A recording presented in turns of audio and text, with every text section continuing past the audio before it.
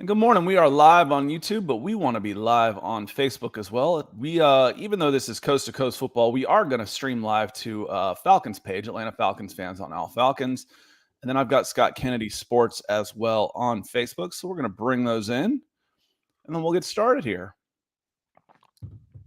And welcome in, everybody. This is coast to coast football. Why is it coast to coast football? Because I am Scott Kennedy and I'm in Atlanta. This guy over here is Nick Kendell. He is in Seattle. So we are coast to coast with your football coverage. And we have turned our Wednesday shows into stuff that Nick and I like talking about the most. The process, the general manager, the trades, the cap, the draft, all of that type of stuff. So we want to get into all of it. And today we're going to get into, well, really the quarterback carousel. And I don't remember it being quite as crazy as it could possibly be this year. It seems like franchise quarterbacks never moved. Now there could be guys moving all over the place. And maybe that's part of that is because they're playing until they're 50 years old. Nick, how are you doing this morning? I'm doing pretty well. Can't complain. Been enjoying some Lion coffee this morning from Patrick and getting excited. I think 2 weeks from today, I make the voyage off to Big Island, Hawaii. So excited for that and getting by. Can't complain. Also, just getting exhausted from this Broncos head coaching search. I'm ready for it to. I'm ready for it to end. Yeah, and then there's a lot of it. It's like people start rationalizing things with themselves. I don't like the way this guy's handling himself. Guys, the candidates aren't saying anything. Yeah, they're quiet. They're doing their interviews. This has been like a week-long process. Relax a little bit. StreamYard seems to have, where we do our streaming, seems to be having just a little bit of issues with my green screen because it's flickering, which it never did. And then it comes up. Now I look a little bit like my daughter in the summertime when she stays in the pool too much without washing her hair. So I do realize that. Apologies for the way it looks. Those of you listening after the fact, you don't care. I just have a little bit of a green halo around me, like a little algae glow. And I am aware of that. And I couldn't fix it this morning. And it's the only time it's ever happened. So we'll get on with that. But let's say hello to some folks in the chat. Michael Ranquillo, always in here nice and early. He says, good morning, Scott and Nick. Good morning to you as well. Zach Powers saying good morning as well. And he asks, is Coast to Coast name still up in the air? I think the chat can come up with some good ones like 70s Sack Show or something. I'm really impressed with the Philadelphia Eagles and getting 70 sacks this season, mostly from their front four. Hassan Reddick, edge outside linebacker, did have 16, did leave the team, but that leaves 50-plus sacks from their front four. To me, that's incredible. And I do like Coast to Coast football, and you can find us after the fact on coasttocoastfootball.com. So just if you want to go find where you can listen to this pod afterwards, coasttocoastfootball.com has all of the places. I think we've been approved on iTunes. It was in the process, but Spreaker, Spotify, all of those were on there. So just coasttocoastfootball.com. and Zach circling back to your Eagles real quick. Please get Scott a pass rusher or 3. That's what he wants for the Falcons. Yeah, the Atlanta Falcons could need to go edge. They need to go defensive line. And if they can't do that, they need to go cornerback to give their defensive line maybe just another half step because those things work together. Good pass rush helps a secondary helps a pass rush. They haven't had a whole lot of either the last several years, Nick. Yeah, 100%. And talking about pass rush and the Eagles, I heard a fun stat yesterday. First team in NFL history with 4 players with 11-plus sacks in a single season. Never happened before. So damn good defense. I think Eagles are probably going to win the whole thing. That number, and knowing what they're doing on offense too, and then knowing that they can absolutely annihilate you with their front four. Yeah, that's a dangerous team. That's a really, really dangerous team. And they got 2 firsts. I agree with you. They're my. I said I wasn't going to pick against the Bengals. Maybe I won't, but they still have to get there. I said I'm done picking against the Bengals, but the Bengals have had the Chiefs number by last year. They rushed 3 guys. And normally, again, talking about the Falcons and the prevent defense, you rush 3 guys, 15-yard completion, 6 seconds, 6 seconds, 6 seconds, touchdown. Okay, well, that was an 80-second prevent defense touchdown. The Bengals were getting pressure with 3. That's insane. I mean, that's insane. If you can do it with 4, you're good. If you can do it with 3, you're unbeatable. So We'll see. It should be a some pretty interesting game this week. I like the Eagles. I feel pretty strongly about the Eagles this weekend.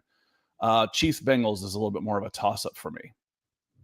Yeah, I'm excited for this weekend, and who knows? I mean, Bengals right now are favored by 2, I think, which is crazy. But yeah, they're I think 2.5, and then so were the Eagles.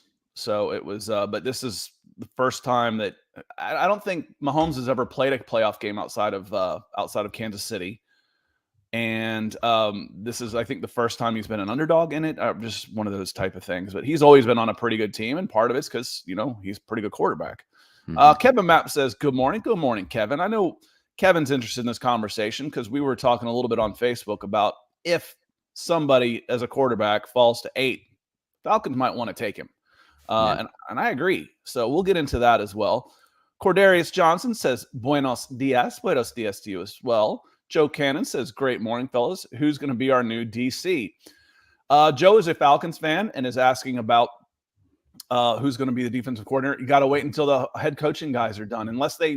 There's no reason to pull the trigger on a secondary candidate, a co-defensive coordinator for the New Orleans Saints, former defensive something or whatever with the Carolina Panthers. No, we can get guys like that later if we're out there looking for players. If I'm out there looking for guys, I'm waiting on Brian Flores. I'm waiting on Vic Fangio. And then I'll see what happens from there. And then, there could be some other guys come available depending on how the coaching staff still shake out, Nick. Yeah, I mean, Steve Wilkes could become available. He's been pretty darn good in Carolina for a number of years. Obviously knows the NFC South. Ejiro Evero. I was going to say Ejiro Evero, another one out there. So that's going to be secondary to the head coaching hires. And also a lot of these guys probably waiting to see what defensive coordinator positions come available with the new head coaching hires. So probably the best defensive coordinator candidates right now are being interviewed for head coaching jobs. And nobody has hired a head coach yet. Unless that's changed in the last, I didn't see it. No one's hired a head coach yet. 5 openings right now, maybe more. Yeah. Maybe more is the rumor. Dominic Jaramillo coming in said, "Good morning, Scott and Nick and Dog Nation." And Kevin asks, and we can get this started, Nick, talking about the quarterback carousel. There's 3 or 4 good ones in the draft that are going to go pretty high. I think there's going to be 4 first-round quarterbacks. There's some OGs out there that are available in Tom Brady and Aaron Rodgers for the right price. There's some mid-level free agents, and then there's some guys that are going to be cut. I wrote down a list of 10 quarterbacks just off the top of my head that started games or are high draft picks last year that could be on different teams. Yeah. That's incredible. Yeah. Nick, that's incredible. Guys are getting moved around like crazy. Just a lot of freedom for these quarterbacks, the way the contracts are set up. And then you have guys wanting out and wanting new contracts. So it's going to be interesting to see what happens. Kevin also is asking about what are the odds of CJ Stroud, quarterback, Ohio State, being there at 8. It's possible. I think it's certainly possible. I think the way this draft class is set up, if it was like the 2021 draft where you had, Jamar Chase, Jalen Waddle, Patrick Surtain, J.C. Horn, Micah Parsons, Devonta Smith, Kyle Pitts, then I think it'd be much more likely he was available. That was a year later. Oh, no, it wasn't. No, it wasn't. I'm wrong. Excuse me. Yeah. Because that was the position player I would have taken at 4 for the Falcons. I said trade down, which the 49ers ruined that at 3. Trade down. Penny Sewell probably would. Justin Fields, trade down. Penny Sewell, trade down. Those were my 5 choices for the Falcons at 4. God, what a draft. That was an incredible year of talent. Oh, my God. Penny Sewell, of course. Devonta Smith. So, anyway, my point, if there was a draft class like that, I think that you'd have a chance of Stroud being there at 8. From what I've watched, the other perceived top guys, you have Jalen Carter, Will Anderson, and then question marks after that as far as the blue chip caliber talent. I think Bijan Robinson's there. He plays running back. So that's I think probably with that being said, I don't think there's a great chance of CJ Stroud being there at 8. I think probably goes top 5. I think I feel pretty confident in who the top 5 will be right now, which is, I know, foolish to say this early in the process. Things change. But right now I feel like, okay, 3 quarterbacks, the 2 defensive linemen, after that, toss your hands in the air. I have no clue. Yeah, I think it'll be tough for CJ Stroud to be there at 8. And we'll talk about those guys. In fact, we could hit the veterans first, because I think we can run through them pretty quick. Let's get the easy one out of the way as far as this quarterback carousel goes. Daniel Jones is a free agent, New York Giants. What are your thoughts on him, on where he might end up? We can talk about some of the better fits. Good running quarterback, had a really good season under Brian Daboll. They did not put his 5th-year option on him, which is a risk. But if it's kind of a good risk if you're a team, if you can re-sign him. It's like, okay, we don't, if he's not very good, we don't have to pay him $16 million. If he is good, we're going to have to pay him a lot more than $16 million, but that means he was good. He was good. I think he's headed back to New York. I think he's a New York Giant. That's why I said, let's get the easy one out of the way. That one seems pretty easy to me. I feel like that's pretty easy too. I hope that he takes a short-term contract with high on the guarantees, and then maybe can hit the market in a year or two with the tutelage under Brian Daboll.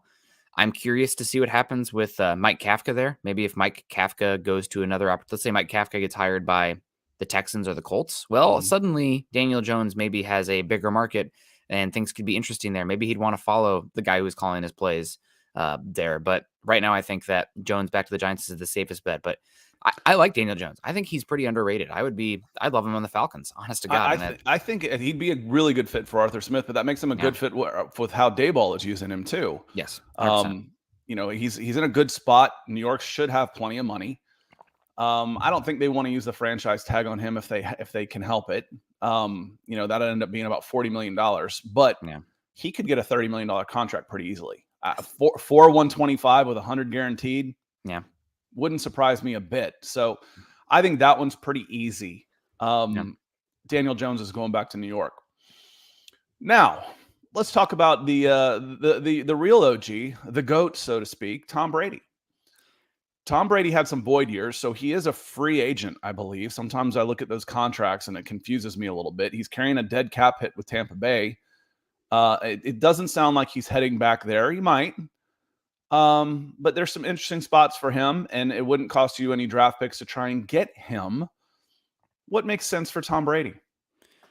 The team that seems to be pretty linked to Tom Brady right now is that of the Las Vegas Raiders.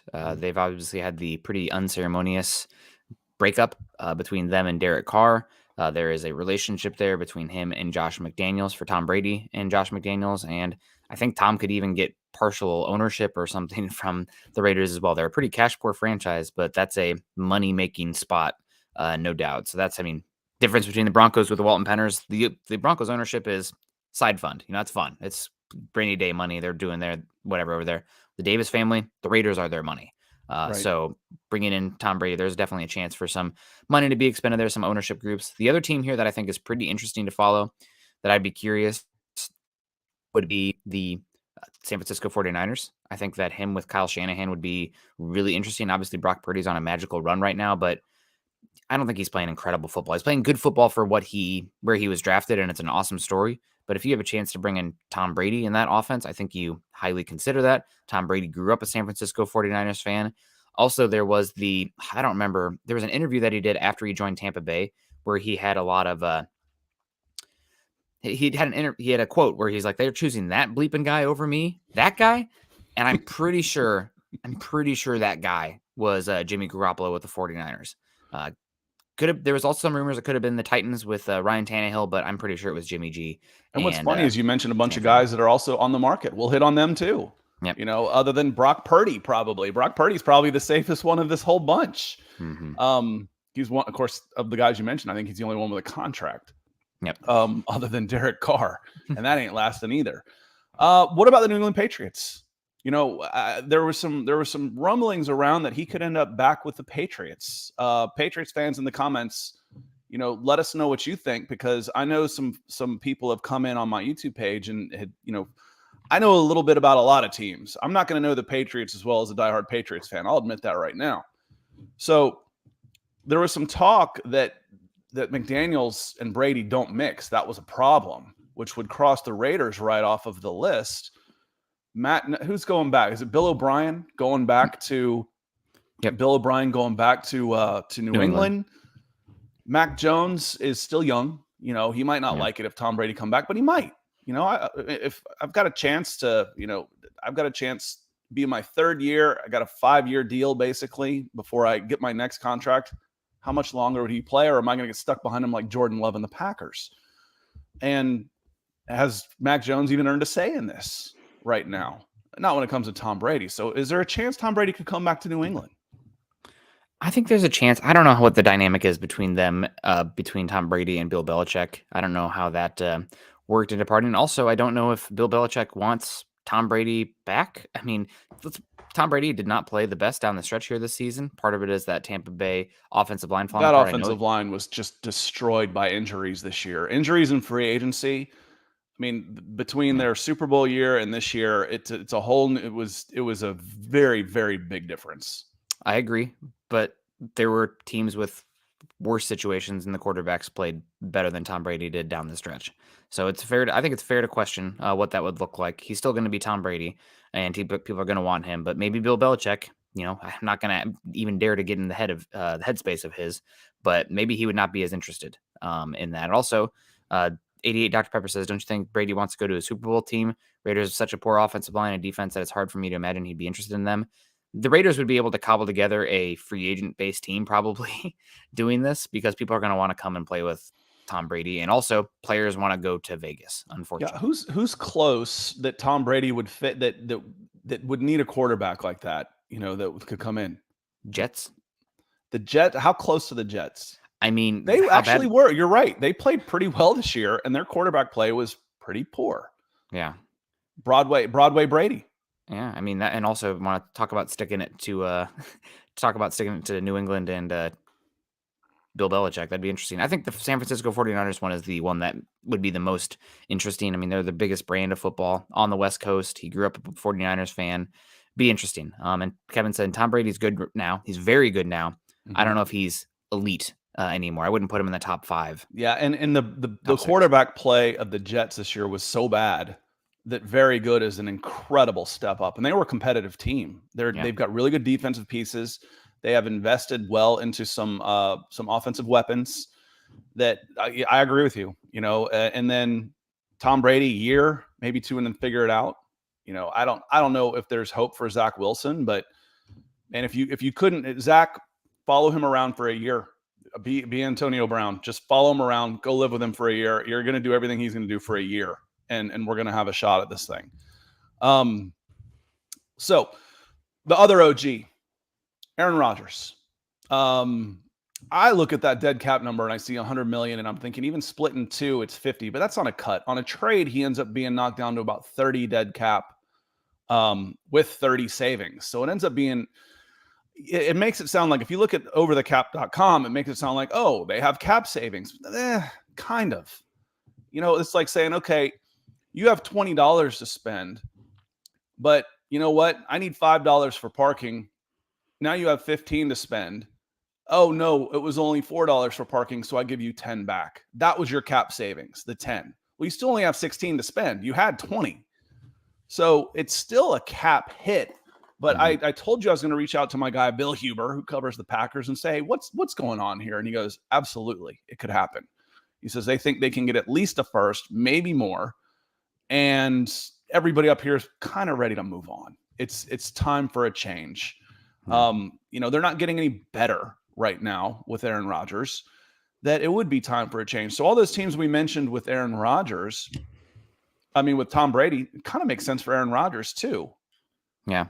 I mean, I think the Jets have interviewed both Nathaniel Hackett and Justin Outen, 2 former Packer offensive coaches that could maybe be part of the package or the dream, to lure Aaron Rodgers to the Jets. So that's a team that'd be interesting to me. I mean, even some of these teams that we're talking about here, I mean, just going over the list of quarterback openings, the Washington Commanders, I know they said Sam Howell could be our quarterback in 2023. They can save, I pulled up the cap here, $26 million moving on from Carson Wentz, 0 dead cap hit, and create a lot of space. That's a team that I'm guessing is going to be in the quarterback market without a doubt. We've talked a little bit about The Colts in the past, so that's a team that obviously is interesting. The Carolina, Colts are going to be linked to every single quarterback on earth. One, Yep. because of their history of going with older guys, and two, because they need a quarterback. Yep, 100%. Carolina going to need a quarterback, although they don't have a lot of cap room, so that's more of a draft position team, but we'll see with them. The Texans, obviously, we mentioned the Jets as well, so we'll see. I feel like there's more quarterbacks. Oh, and also the Saints, another one. But I feel like there's more quarterbacks than there are potential landing spots right now. So it'll be interesting. I wouldn't be surprised to see some of these teams double up. Somebody brings in a Jimmy Garoppolo and then drafts a quarterback, but we'll see. And Zach Powers comes in. He talks about Brady to Carolina, stay in the division that you can win with a 9-8 record. Sean Payton stays at the Saints, and Brady goes to Saints. Where Sean Payton ends up becomes interesting as well. There was some talk. There was some talk about, hey, that there was a tweet. You remember the woman's name that was covering it, talking about there's a team lurking. Yeah. For Sean Payton. Now we immediately think, okay, that's the Dallas Cowboys. They just flamed out of the playoffs again. They did get a win, but they went out, and the last play doesn't leave a good memory in people's minds. No. But the other one that rumors were the guy was in a little bit of trouble, and they were already in trouble for tampering, was the Miami Dolphins. Could they move on from Mike McDaniels and bring in Sean Payton, make that move, and then get Tom Brady? That is a personality. And by the way, Mike McDaniels would be unemployed for maybe 15 seconds if he wanted another job. Yeah, Mike McDaniel. We'll see what happens there. That's definitely an interesting one to watch for Sean Payton as well. I knew they were interested in Sean Payton last year, and he turned them down, I believe, offered him a $20 million a year contract or something. Didn't work out, but I don't think Brady stays in the NFC South.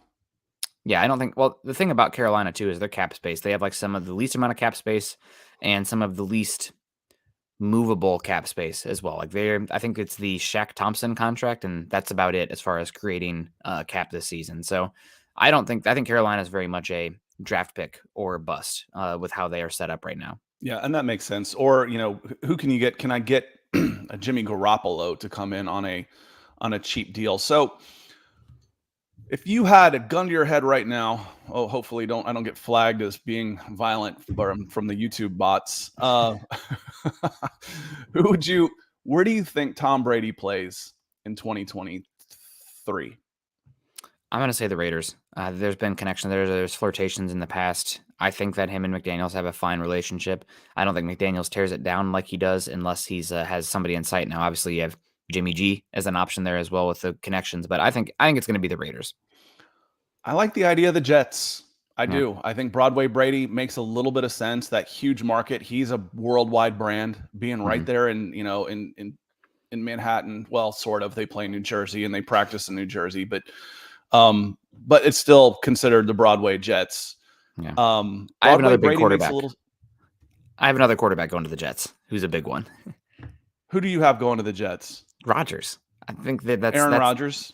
That's screaming Rodgers, and I also like patterns in the past don't necessarily dictate the future, but that's where Brett Favre was traded to from the Packers as well. They're going after former Broncos coaches who the Broncos brought in to try or lure Aaron Rodgers the first time, allegedly.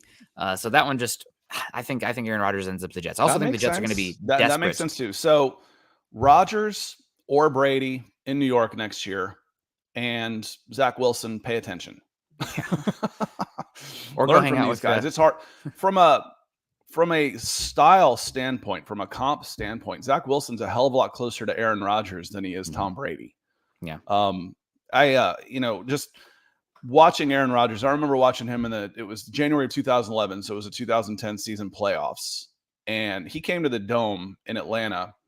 Atlanta was the number 1 seed, and he made throws on the run that if I was playing Madden, I would have been pissed off. If you and I were playing Madden together and your quarterback was doing that in Madden, I would have said, this game's ridiculous. You cannot run full sprint to your left and throw it 60 yards downfield on a dime to the right. Aaron Rodgers did. He did. Wilson's got the tools, but again, the quarterback position is the least amount about the tools versus everything else. That's why it makes it harder to scout. When you've got all the intangibles and the tools, you got one of the greatest, but it is tough. Michael says the Jets offered 2 first-round picks to the Packers for Aaron Rodgers. Is that confirmed, or is that just kind of what we're talking about? If they offer 2 first-round picks to the Packers for Aaron Rodgers, the Packers would be fools to turn that down. Yeah. You do that, but I think they would need to do that after June 1st. Can you offer the trade and then designate it as a June 1st? Not like Maybe, actually have because you'd want to use those picks in this draft, wouldn't you? Yeah, I think there's some things where you can actually like it's designated as that cap hit, but the trade doesn't go through. We don't consummate the trade until June 1st, or something like that. The trade becomes official. Yeah, something along those lines. So I think there's a ways you can do that. That makes sense. Because you'd want at least one of those picks this year for sure. Yeah. You'd think maybe you wouldn't though, with the way the draft is starting to set up. I'd want a 2024 pick personally. Yeah. Derek Carr. Derek Carr is I could go one more OG. I kind of forgot about him. Was Matt Ryan. Is Matt Ryan playing football in 2023? I don't know, but if he is, I think he goes somewhere that is in desperate need for a quarterback that does not have a lot of cash available, that probably needs somebody to bridge the gap for a year for them. And 2 teams that come to mind for me, I don't know what to make of these teams because where they pick, where they don't pick, and also their cap space is just head scratching right now. And that's Tampa Bay. I was thinking Tampa Bay. I didn't want to say it. I'm like, that almost seems like heresy to say Matt Ryan in Tampa Bay, but I was originally thinking warm weather. Let's get some good weather. Let's get some good weather, Matt. You got old joints, old bones. You've been beat to hell for the last decade of your life. Yeah, and who's going to need a quarterback that could be a decent team? Tampa Bay. Yeah, that's one that sticks out to me. The other one is the Saints. I know they're both NFC South teams. Falcons fans will be upset about that. But just that those teams don't have cap space, and who are they playing next year? I don't know. Is Tampa Bay seriously going to trot out Kyle Trask? I can't imagine that unless they're full on tanking. And if that's the case, hell, send Tristan Wirfs to Denver, please. God bless. If they're trying to tank next year. And also, you have the Saints. Are they going to play Taysom Hill? I mean, what's going on with Jameis Winston and Andy Dalton? That's a team that very much in the quarterback market, but they got no money to spend. So I don't know. They can re-sign one of those guys. Going back to another guy, Lamar Jackson. Mm-hmm. Lamar Jackson has been linked to, several teams in the quarterback market, specifically the Atlanta Falcons. He'd be a really good fit with the Falcons. I think it's going to cost way too much in order to try and get him. Right now, I feel like for what Baltimore is asking, there's only one team that can afford Lamar Jackson, the Baltimore Ravens. They want to keep him. They say he wants to be there. I think that's where he'll be. 888 Dr. Pepper says he saw, I'm sorry, that's not the one. Well, we can come back to that one, though. But I actually have, he says, I saw Matt Ryan in a recent interview. He sounded very enthusiastic about playing for another season. I actually have immediately after the game him talking on my channel, so you can check it out on YouTube. But it was Joe saying, I've seen an article saying we could trade A.J. Terrell, Grady Jarrett, and a 2023 first-round pick and some other picks for Lamar Jackson. I instantly got pissed. You should. That's ridiculous. That's not going to happen. No offense to Lamar Jackson, but that's a good piece of your future in A.J. Terrell. That is, if not Mr. Falcon, he's Mr. Falcon's son, and Grady Jarrett in a really good place. And then in 2023, number 8, and then some other stuff. And then you'd have to drop a $200 million contract because you're not making that trade unless you give him the contract. And he's already been offered about $150 million guaranteed, $100 million guaranteed. So, Joe, that was an article from someone stirring the pot. Mm-hmm. This is what it could be. Would they do this? It's off season. I want to generate some chatter.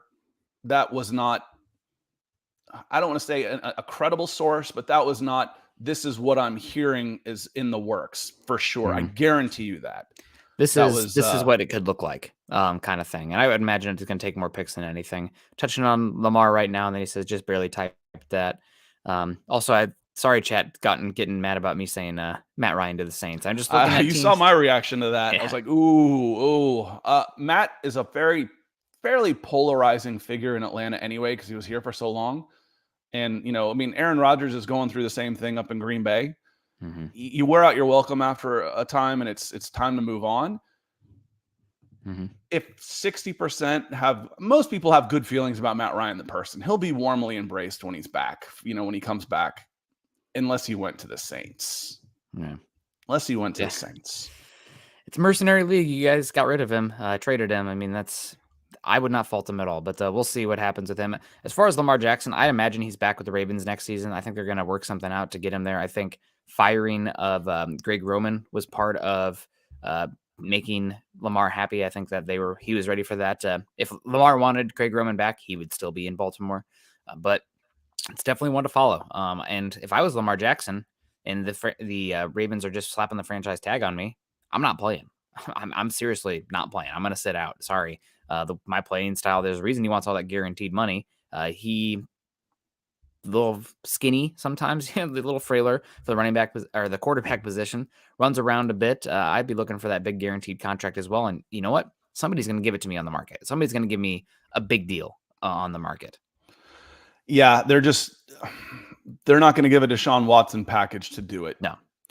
Which was 3 first-round draft picks. No. Any team that could afford to do that,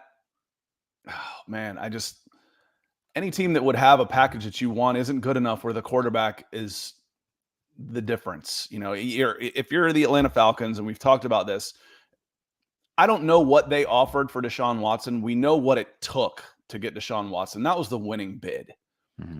What did the Falcons were in the Deshaun Watson. Remember, it was going to be the Saints or the Falcons until Cleveland came in and made this offer that was off the charts. What was it going to take to get Deshaun Watson beforehand? 2 first-round picks, last year's number 8 and this year's number 8. Maybe. Okay. I'm good with that.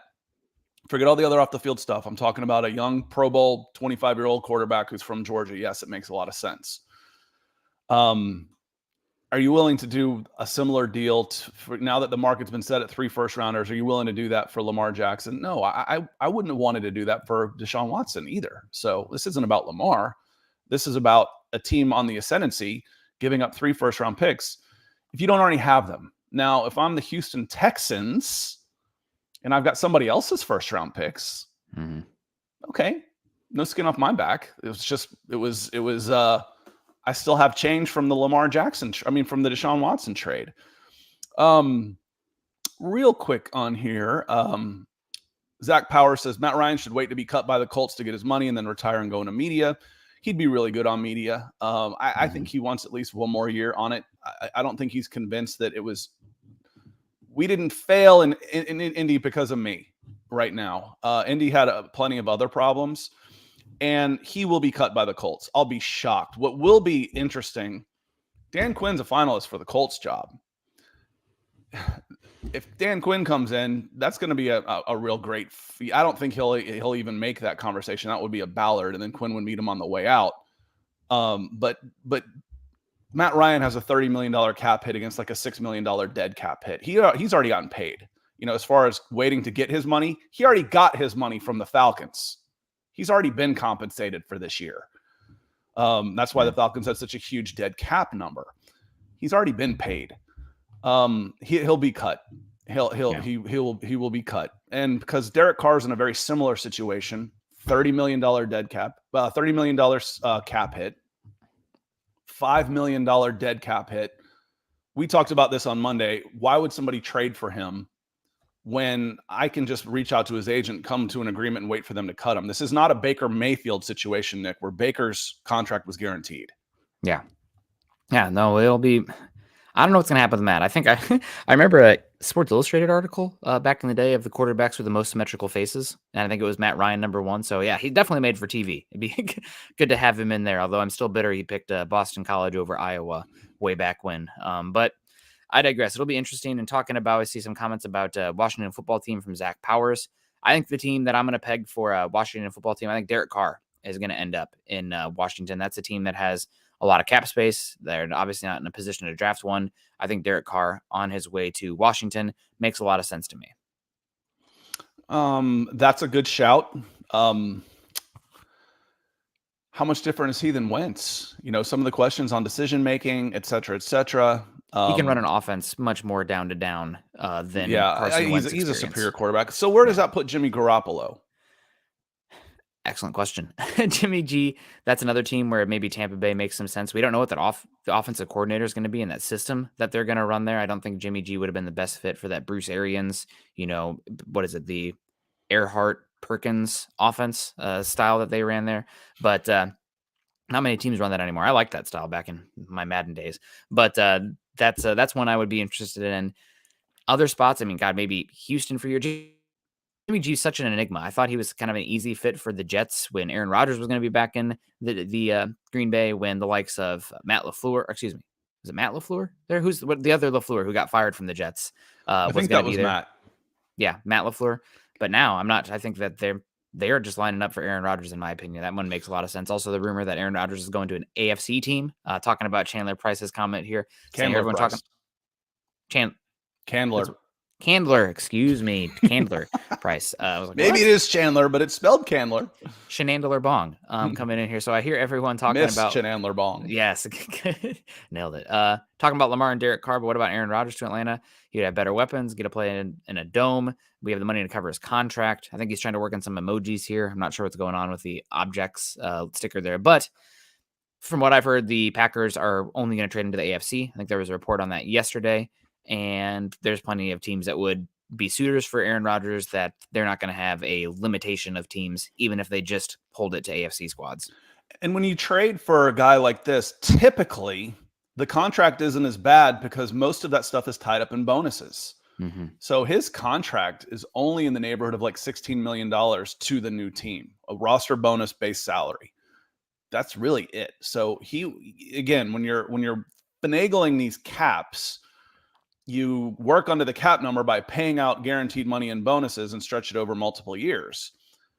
That's good if you're trading for that guy because they've already paid him. Like I just said about Matt Ryan. Matt Ryan's already gotten paid. He's already gotten paid. Julio Jones could play on $2 million in Tampa because he'd already been paid $20 million in 2022 by the Titans and Falcons. So he was on $22 million. It was just everybody else footing the bill. So Aaron Rodgers' contract to his new team, it's cheap. It's cheap. Dirt cheap. It's Marcus Mariota money. Oh man, he'd be great in Atlanta. Because he can still move. He can still move. Do you want to give up? It's if this was the Falcons are a player away, if the Falcons were a quarterback away, but how do you get him another wide receiver? How do you get him a defense if you're giving away 2 first-round draft picks to get him in a second? Mm-hmm. Maybe with Aaron Rodgers, you can use some of that free agent money. Yeah. Maybe you can hit the free agency. Maybe. Candler, I like where your head is at. Players would probably want to come also. And also Atlanta's that's what I mean. You're going to be much more active in free agency with Aaron Rodgers as your quarterback. 100%. That's how you answered my own question. And I had a good comment here from Chase Wellner. Says Jimmy Garoppolo talking about the Miami Dolphins of the Jets. I didn't even think about Miami. Tua Tagovailoa had 3 concussions this season in 1 year, reportedly. I wouldn't be shocked at all if maybe it's best for him long-term in his career to take a year off. I know that the 3 concussions in 1 season is unbelievable. So I'm not sure what's going to happen. That's probably the biggest question mark this entire offseason is what's going on with Tagovailoa and his concussions. And not just concussions. They were bad. Yeah. I mean, they were, he was put in scary situations. We see guys go into concussion protocol all the time. Mm-hmm. And okay, we're holding him out and he's in the protocol. You see it and you don't necessarily even know that anything happened. You knew when Tua was out and it was scary.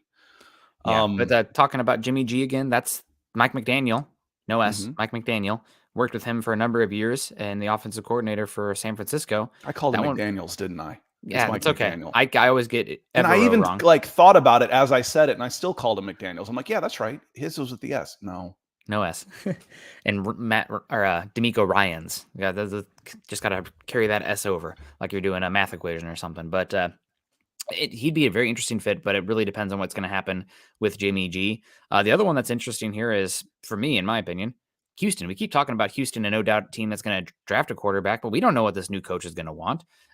We don't know what this general manager is going to want. Can Nick Caserio survive a rookie quarterback year 1? I mean, that could be a team that could use that pick for an instant contributor in a Jalen Carter or a Will Anderson. They have another first-round pick. Maybe they like Anthony Richardson to be a development project, and they sign a Jimmy Garoppolo. They sign a Derek Carr. So I think when they were number 1 overall, it was probably more likely to be a quarterback, but maybe the guy they like the most goes 1 and they can't get there, so they pay a guy instead. Here's a question on another guy who could be on the carousel, who the San Francisco 49ers paid a fortune for in draft picks. Kevin Mapp asked, what happens to Trey Lance in San Francisco? I'm on record by being on record. You can hunt back through. It's recorded on YouTube somewhere, as saying that I won the number 2 quarterback in that draft for me was Justin Fields. 2, my God, that's a lot to pay for Trey Lance, who has such an incomplete track record and resume. It may hit, it may not, but wow, what a risk. What a gamble. Swing big, right? Yeah. Swing for the fences. It's a strikeout home run league in Major League Baseball right now, right? Yeah. So what happens with Trey Lance in San Francisco? The reports coming out of San Francisco are Brock Purdy will be the guy next year. Is that he would have to have a huge drop-off or he's going to be the guy. That makes Trey Lance expendable. You try and recoup some of that cost. Who could come back for him? Who could come and trade for him, or what's the package? Yeah. Who would be interested in coming in, and what do you think it would cost? I think it's going to cost at least a first-round pick, but it obviously depends on where that first-round pick is. Like the Colts at number 4 overall is a big discrepancy between the Broncos at 29, 30, 31. It would take 4 of those picks from the Broncos to get up to that spot. So Indy is the one that I think is the most logical. I think we talked about it yesterday where they showed Chris Ballard with his board in the background, and the Colts use this like gold star prospect where they have a gold-plated placard on the players that they view. They only give it to like 3 guys in the entire draft or something that, off the charts intangibles, athleticism, intelligence, tools, blah, blah, blah. And I know Chris Ballard is very tools oriented for all his positions, including the quarterback spot. So I think the Colts would be very interested in getting Trey Lance. So that's one to keep an eye on for. Maybe they like him more than a Will Levis. The other court was CJ Stroud has question marks about the playmaking ability and the overall arm talent. I know that I think it's fine, but again, that's question marks that I've heard from people. Doesn't have a howitzer, and we've seen with like Dak Prescott that if you don't have a crazy strong arm, sometimes those intermediate throws are hard to get, and that's what a lot of these teams are making bank on right now in the NFL. And then you have the likes of I think another team that would be really interesting is the Tennessee Titans. They only have 1 year left of Ryan Tannehill. They have the 11th overall pick this cycle, and the Tennessee Titans just hired the former director of player personnel from the 49ers, who obviously was a part of the decision-making to bring in Trey Lance to the 49ers. Apparently there was a power struggle a bit between the front office and the coaching staff. With that 49ers pick, coaching staff was a little bit more interested in Mac Jones. Again, this is allegedly, this is not fact, but and Joe Cannon talking about Tennessee as well. But also, so there was a dynamic there reportedly between the front office and the coaching staff. Front office went out, got Trey Lance.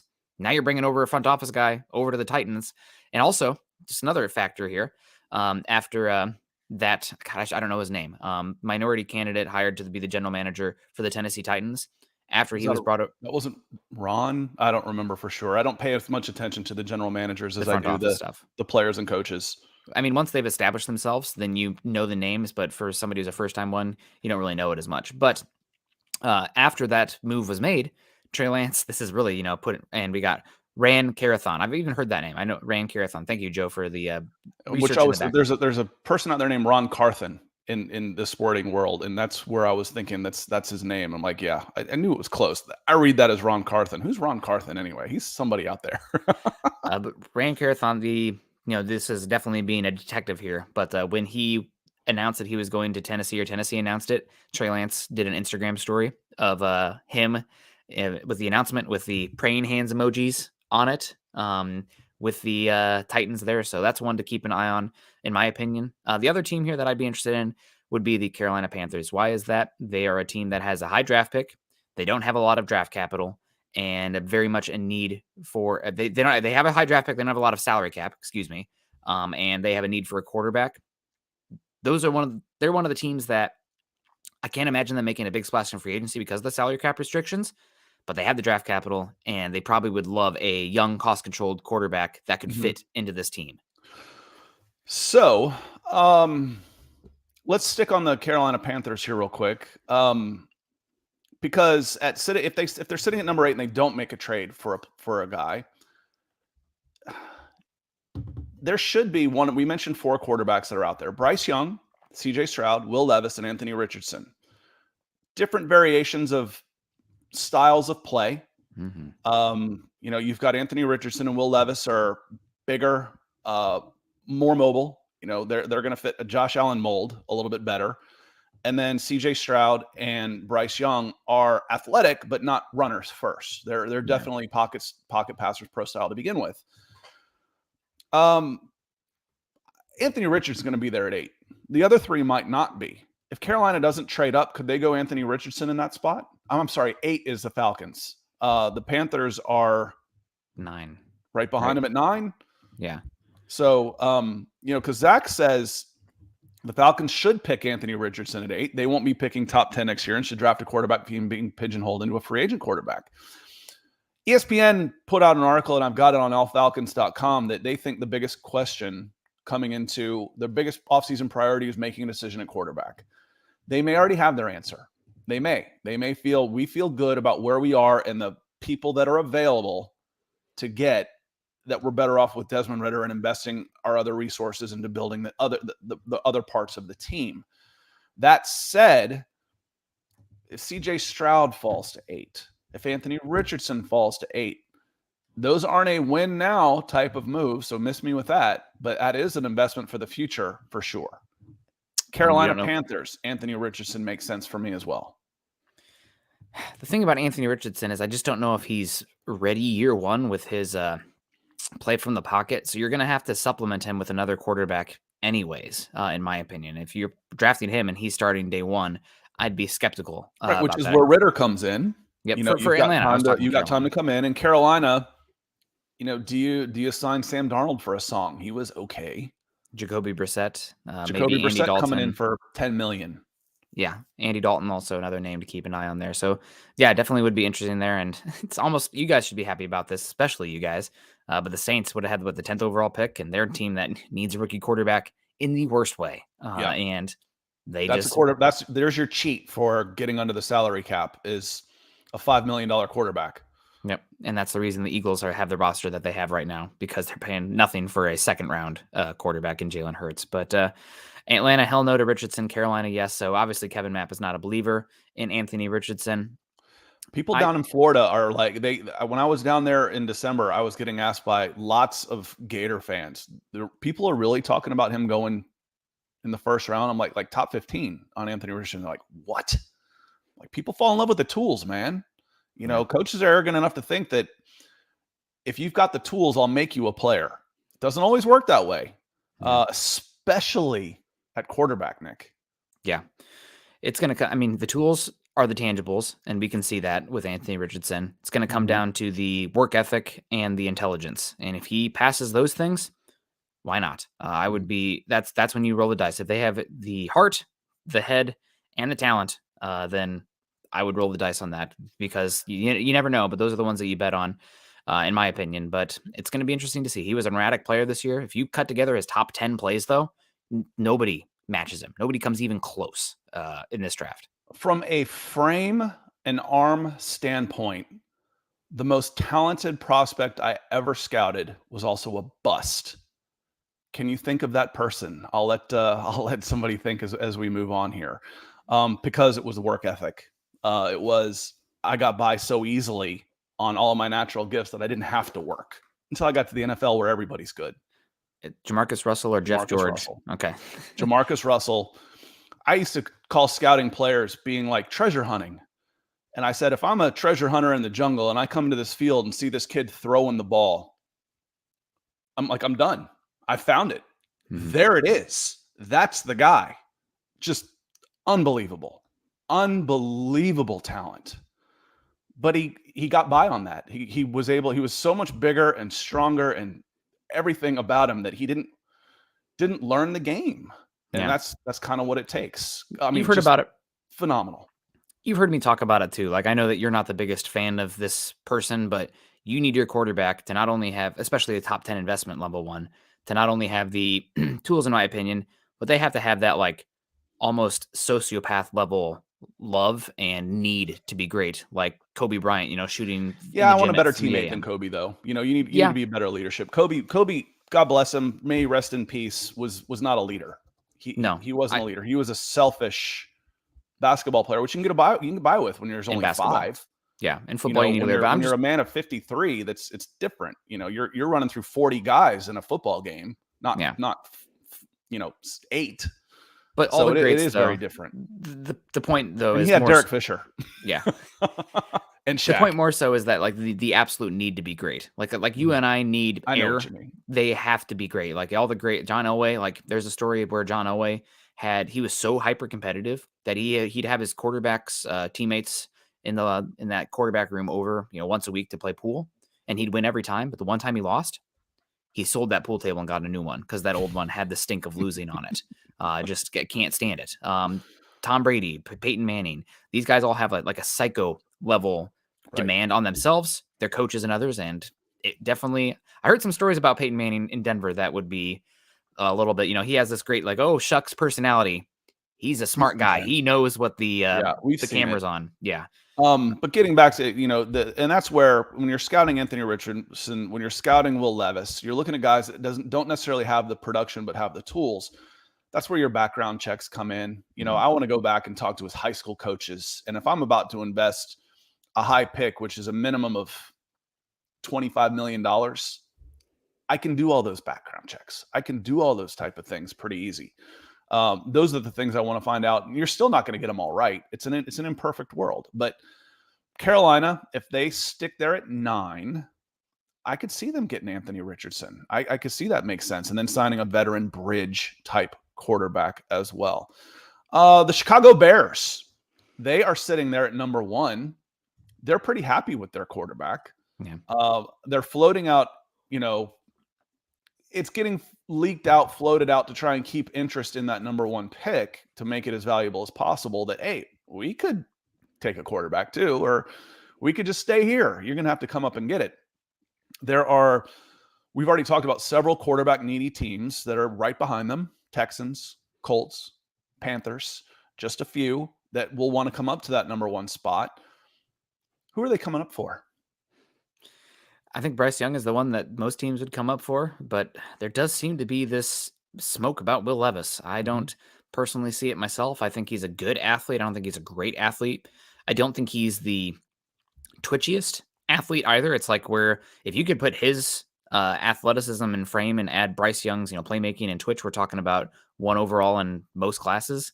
Uh, Obviously, duh. But he's just, I don't think he's a big athlete in open field, but I don't think the actual ability in the pocket, the agility is always there. And you really want a football player to be like a quarterback to be like a second baseman or a shortstop turning a double play. That quickness, that twitch, those short area bursts. We see it with Patrick Mahomes.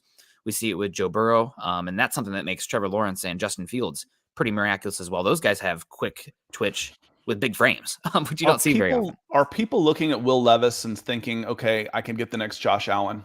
Is that a more similar comp with his size and running style? He's more of a brute force Tebow guy with a howitzer arm and a quicker release. He just hasn't always had the production, which some will say he had a new offensive coordinator this year that they fired.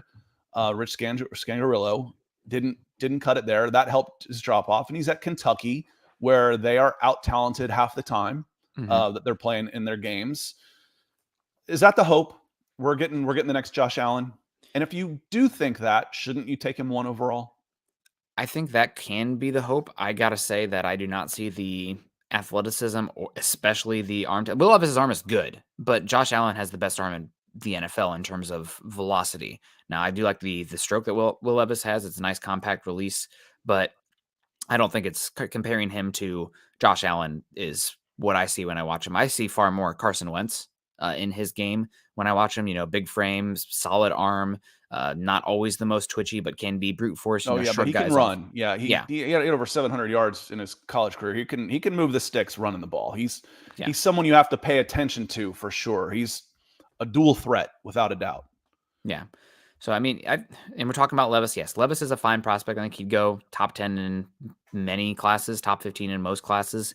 And I think that a lot of I think there's a former NFL scout who said that you have to separate the reasons from the excuses as why a guy struggles and whatnot. And with Will Levis this season, their offensive line was dreadful. They didn't have a single pass catcher that would even come close to making a difference in the NFL. And this is one of the things that I personally learned from watching Justin Herbert. Justin Herbert's senior year was pretty poor out there, but he had like Dylan Mitchell, I think was the name of his number one wide receiver, who didn't even come close to sniffing the NFL, didn't have weapons out there at all. And I think that's similar to Will Levis at Kentucky this season, playing in tougher competition, a much tougher league than the Pac-12 was when Justin Herbert was out there. So he's definitely one that I understand the talk around him being a top pick. There are flaws. I don't know about 1.1. Mm-hmm. Yeah. Again, there's flaws in all of them. That's what's going to make the Bears sitting there at 1 so interesting, that they could come down again. I think they either want a massive haul of picks or Will Anderson or Jalen Carter. Lots of views on the last time you and I talked about the Bears and them being the big winners. Lots of comments. And some people calling me an idiot for saying it's Jalen Carter. Some people calling them an idiot for saying it's Will Anderson. Some people calling everybody an idiot for one reason or another. Meaning there's lots of options that could be going on here. And Chris Walker says if Levis has a really good combine, he could shoot up the rankings quickly. When we're talking about the non-game evaluation part of this on the field, now I'm not talking chalk talk, classrooms, personality tests, all that type of stuff. But in a combine camp setting, Will Levis is going to be the best quarterback out there. He's going to have the strongest arm. His accuracy is going to be just fine when we're talking about no pressure or anything like that, clean pockets. A combine setting where I'm taking drops, nice and controlled, and making throws. He's going to be QB1. Yeah, and he's also everything else that matters. And he's really well liked. I know a lot of people really respect him as a leader, his work ethic and whatnot. So we'll see what happens. And yeah, also 88 Dr. Pepper saying Levis also had an injuries this year that he had to play through. So that's a part of it as well. I mean, last year I was definitely harsher on Kenny Pickett because I thought people were selling him as like a top 5, top 10 prospect. I did not see that with him, but he's fine. He had athleticism and arm talent and seemed like a smart player as well. And looks like right now probably the best quarterback in this last class. We'll see what happens. It's obviously tiny sample size with like Desmond Ridder and whatnot, but there's a reason he was the only one drafted in the first round. He's fine. And I think Will Levis, I see it as well. I don't see this 1.1 overall, but as far as the tools and the arm talent and the reasons that he didn't put up prolific numbers this season, I think he's getting pooped on more than what I see his profile being necessitates. He's getting crapped on more than he should be. A lot of them are. That was actually one of the things I liked about covering the NFL more than college football recruiting is I could be honest. Mm-hmm. It's not, when you're recruiting these guys, everybody gets who they want and all this type of stuff. And you couldn't be as honest about it. You could say, I don't like, I like this guy better than this one. You always had to speak in positives. You couldn't say, hey, listen, this guy was slow. Couldn't say that. It's like, I'd like to see him get a little faster. He's getting crapped on probably too much, but God, all of them are at this point. Will Anderson's skinny. He's 230 pounds. Why would you take that guy? Jalen Carter admitted he wasn't in as good a shape. He's out of shape. He's lazy. Guys, come on. It's the hot take, quick reactions. Levis is a little smaller. Cristiano Rodin comes in and puts in there as what they're listed. We'll see what they measure. But to me, that's within shouting distance of being really close in size. Might be a hair shorter, but we're talking a couple of pounds different. When I think of 6'3", 235 and 6'4", 235, to me is pretty much the same thing. I'm thinking of a style where if you're asked to run the ball, are you pulling an RPO and you're running around somebody, or are you pushing a pile off the side? It's a difference between Tebow and Marcus Mariota. Which one's closer? And Allen is definitely a guy that's going to push a pile. Levis is a guy that's going to push a pile. Richardson can do both. That's the athleticism difference between them. Justin Fields is going to outrun most guys. Lamar Jackson's going to outrun most guys. Anthony Richardson is much more Cam Newton, where he's got the speed and the size, but does he have the arm? It's going to be very, very interesting on this. We're right out an hour, y'all. We had a great time today. Again, if you want to share this after the fact with anybody, please do hit the like, thumbs up, and all that type of thing. Hit subscribe if you're a first timer in here. Thank you to so many of you for hitting the thumbs up button on Facebook. That's always a big help. And Coast to Coast Football, I'll put a little banner in there too, is what we're naming this pod for Wednesday mornings, where we talk about all kinds of things. We didn't even get into Stephon Diggs and Eli Apple and all this type of things. So before we get out of here, let me hear your picks for the weekend. I think I'm going to have the Eagles winning this one by a big margin. I think the carriage turns into a pumpkin for Brock Purdy in this game, especially with the Eagles' ability to drop players and disguise coverage and play off coverage. I don't think the San Francisco 49ers have a dominant enough offensive line to just bludgeon their way through that type of defense. And I think that while the 49ers defense is incredible, I think that the Eagles' weapons and combination of weapons, offensive line, and the stress they can put on teams with the quarterback rushing as well is going to be too much for the Niners overall. So I got the Eagles winning this game. I think they are a team that's going to be hard to beat the rest of the way. Just they can win in so many different ways. They match up different ways. They're the most flexible team, I think, right now in terms of how they can win. So then go ahead. Go ahead. I'm sorry. I thought you were finished. Go ahead. And then also the Bengals. I think the Bengals have a pick of destiny right now in the AFC. I really think that whoever ends up in the Super Bowl is going to get bludgeoned by the Eagles. I think the Eagles are just going to be powerhouse through this, and then we're going to see what happens with the offseason because they lose like 6 or 7 other people on the defensive line. But this is one that's going to, I think the Eagles are just going to blow everybody out the rest of the way. We'll just use a top 10 pick to start replenishing that, Eagles. Yeah. Good Lord. It's not fair what Philadelphia is doing. Jeremy knows that I do believe in the Skinnedy curse, and I'm 0-5 on the Bengals because I picked against them in most of the close games. I'm not picking against them this time. I like the Bengals going into Kansas City and winning that game. They're certainly not afraid to go on the road. In fact, it's almost a mental part of their game now. It's like, hell yeah, we want to go on the road.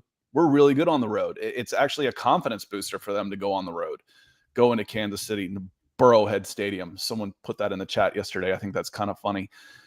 That the Bengals are able to get pressure with their front 3, front 4, and drop into coverage. And then, Joe Burrow, the offensive line's playing better. I like the Bengals in this one. I like the Eagles pretty strongly against the 49ers. I just think they're a more complete team. What they're able to do with their front 4 on defense and drop 7 into coverage is, I wouldn't say it's unprecedented, but they've got a chance to break the all-time sack record this year, and they're doing it with the front 4, and it was the 84 and 85 Bears that hold that record as far as the most games. I think it's somewhere in the neighborhood of 83 or 84 sacks in a full season, including playoffs. They're knocking on the door of that. They had 70 sacks. Again, that's incredible to me. I went back 10 years. I couldn't find anybody else in the 60s. Mm-hmm. Jalen Hurts has turned into a really, really effective quarterback for them. They can run the ball. They've got weapons and the skills. I like the Eagles over the 49ers. Like I said, I think they're a more complete team. Brock Purdy gets a real test on the road in Philly. That ain't going to be easy. Philadelphia. And then I said I was done picking the Bengals against the Bengals, but I'm not. I still like the Eagles overall. I think they're the more complete team in the trenches. That's where they win this game. Eagles over Bengals in the Super Bowl. I mean, it's not even just the trenches though. At the Eagles, I mean, they got freaking Dallas Goedert. You're comparing teams. Yeah, I'd give that nod on offensive skill players to the Bengals, but they've got great skill players for Philly. It's not as big a wash there. The Eagles are better in the trenches. To me, that's the difference between the teams. 100%. I just when you talk about this, the Eagles probably have the best offensive line and defensive line combo in football, but then they have 2 potential all-pro level cornerbacks in James Bradbury and Darius Slay, who Darius Slay was a first-team NFLPA all-pro, and then you got A.J. Brown, Dallas Goedert, Devonta Smith. I mean, it's... And then they're going to draft John Robinson. Howie Roseman won't do that, but not at 10 overall. I mean, at the end of the first, they'll trade down and get him. They're going to get him at the 30th pick. Get another first-round pick. I think who knows? But I think they'll go defensive line, offensive line, or cornerback with that 10th pick because Howie Roseman is probably one of the biggest bangers of the drums in terms of drafting positions of values and analytics. But Keith Robinson, Joe Burrow's from my neck of the woods. Keith, are you from Ames, Iowa? Are you from the middle of Iowa? Because I know That's that Burrow, Athens, Ohio. but I know that Burrow's dad was an assistant coach at Iowa State for a number of years. His dad played at Nebraska, and Burrow grew up a big portion of his youth, I think, in Ames, Iowa. If it is Athens High School in Ohio, and you're old enough, Keith, Dave McAllister was a quarterback there. Went on to Ohio State and played. His son and my son play baseball together, so I talk with Dave all the time. He's got a son that's playing at Princeton. Ooh. And the wide receiver is the truth. I told you I was going to ask him about it. He says that guy who's like the decathlete, world-class decathlete, he says he's legit. Andre, I think his name is. Costa or something. He says he's legit, and he's going to have a good time down in Senior Bowl. I will be at Senior Bowl next week. We'll be here still. Yeah. I will be at Senior Bowl next week. I'll film all those guys, and I think I had 60 highlight clips last year. Offensive and defensive line, throws from the quarterbacks. We'll see if any of those older guys start to emerge. But going to have a good time. We're kicking the show off. Coast to Coast football. Nick and I will be back tonight on Mile High Huddle, YouTube/Mile High Huddle. If you want to come talk Broncos and coaching search with us. Otherwise, we'll be back on Monday to talk Falcons. We will be back on Wednesday, every Wednesday at 9 for Coast to Coast football. Check us out, coasttocoastfootball.com, and share the pod with us. Share the pod with your friends. So appreciate y'all being here. Have a great day, everybody, and we'll see you next time. Peace.